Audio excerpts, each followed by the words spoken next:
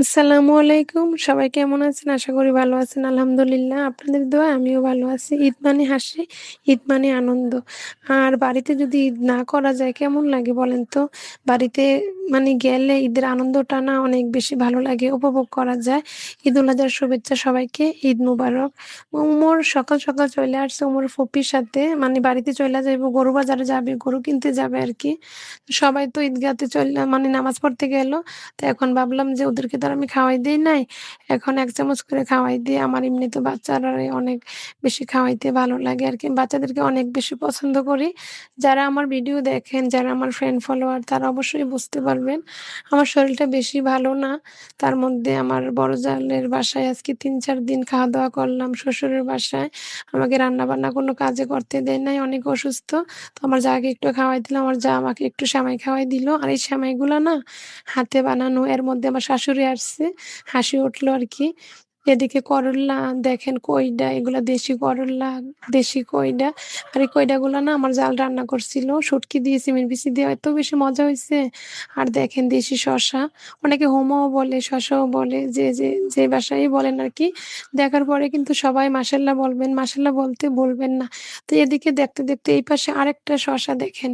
এটাও আরো অনেক কচি, দেখেন তো। মাশাআল্লাহ বলবেন। এরকম একটা জায়গার মধ্যে এত সুন্দর গাছ দেখছেন? পরিচর্যা করলে মানে সব জায়গায় গাছ হয়, সবকিছুই যত্নের কাছে সবকিছু। এদিকে আমি একটু গরুর ভিডিওটা নিলাম। আপনাদের সাথে তো শেয়ার করা হয় নাই। অসুস্থতার কারণে গরুর ভিডিওটা আগে দেওয়া হয় নাই আরকি। তো আজকে দিলাম ঈদের ২য় দিন। মাশাআল্লাহ বলবেন কেমন হইছে? আমার কাছে তো অনেক বেশি ভালো লাগলো।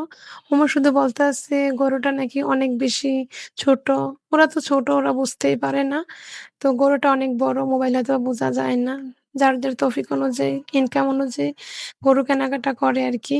আল্লাহর নামে কোরবানি দেওয়া হবে। দেখেন ওরা ৩ ভাই অনেক মিল বন্ধুর মতো চলাফেরা করে।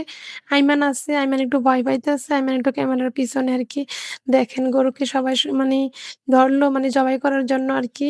এরকমই। একা তো আর গরু সম্ভব না। সবাই আছে আমাদের এলাকার। তো ভাবলাম যে ওইদিকে গরুর কাটাকাটি একটু আগাক, আমরা এদিকে খাবারটা শেষ করে নেই আরকি। তো এদিকে বসলাম আমরা খাওয়ার জন্য। ওসমান আছে, রায়হান আছে, ওমর আছে। আজকে ভিডিওটা অনেক লং তো কথা বলতে অনেক কষ্ট হয়। ডক্টর কিন্তু আমাকে কথা বলার জন্য নিষেধ দিছে। কথা না বলার জন্য। তারপর আজকে অনেক বেশি কথা বলতেছি। ভিডিওটা অনেক বড় তার জন্য আরকি। কথা তো বলাই লাগবে। এদিকে ওরা খাইতে বসছে, আমরাও আমাদের মতো খাইতে বসলাম। খাওয়ার পরে অনেক কাজ। এদিকে আবার দুপুরবেলায় আমার দেবর বলল যে ৫-৬ কেজি গরুর গোস একসাথে রান্না করার জন্য, যেন সবাই খাইতে পারে। আর সন্ধ্যার দিকে অনেক দেরি হয়ে যায়। তার জন্য এবারের ঈদে আমরা একটু দুপুরবেলায় রান্না করে ফেলছি। কাটছি, কাটার মাঝখান থেকে গরুর গোস আনার পরে রান্না করলাম আরকি। তো কাজ অনেক, ঈদ মানে অনেক কাজ। সন্ধ্যা হয়ে গেল। আমার শাশুড়ি রান্না বসাইছে। ভাবলাম যে আমার শাশুড়ি রান্না করতে, করতে আমার একটু পেঁয়াজ কুচির বাকি আছে। এদিকে আমি একটু বসলাম। এদিকে আবার ছোট জাল দোতলা থেকে চালের গুঁড়ার রুটি আর গরুর গোস নিয়ে আসছে। তো সবাই একসাথে বসলাম। হয়তোবা বসার পরিবেশটা ভালো না, কিন্তু আমরা যে খাইতেছি অনেক আনন্দ কইরা, এটার আনন্দটাই অন্যরকম। এখন আর বাসায় যাই নাই। রুমের বাহিরে আরকি উঠানে। সিঁড়িতে বইসা আমরা খাইতেছি। এখন প্রায় রাত ১০টা ২৬ বাজে। আমার রান্না প্রায় শেষ। আরো ৫ মিনিট হাঁটে বসায় রাখতে হবে। তখন আমার দেবর আবার এটা দোতলায় নিয়ে রাখছে। ঠান্ডা হইতে হবে। ঠান্ডা হওয়ার পরে আবার বক্স করবো আরকি। তো পরদিন সকালবেলা ভাবলাম যে এগুলা বক্সিং করি। আপনারা যাদের হাসব্যান্ড বাহিরে থাকে, কে, কে এভাবে বক্স করে রাখেন হাসব্যান্ডের জন্য? মন থেকে যদি ভালোবাসে না, তখন এইভাবে বক্স করে রাখলে না অনেক ভালো লাগে। খাবারটা অনেক মজাও থাকে। খাবারের মানটা ভালো থাকে আরকি। আমি এইভাবে রাখি। শুধু সবগুলা খাবার আমার হাসব্যান্ডের জন্য না, আমার ননদকে দেবো, আমার বোনের জন্য পাঠাবো সিলেটে। মানে আমার হাতের রান্নাটা নাকি অনেক মজা হয় ঈদের দিনে। তার জন্য এরকম বক্সিং করলাম।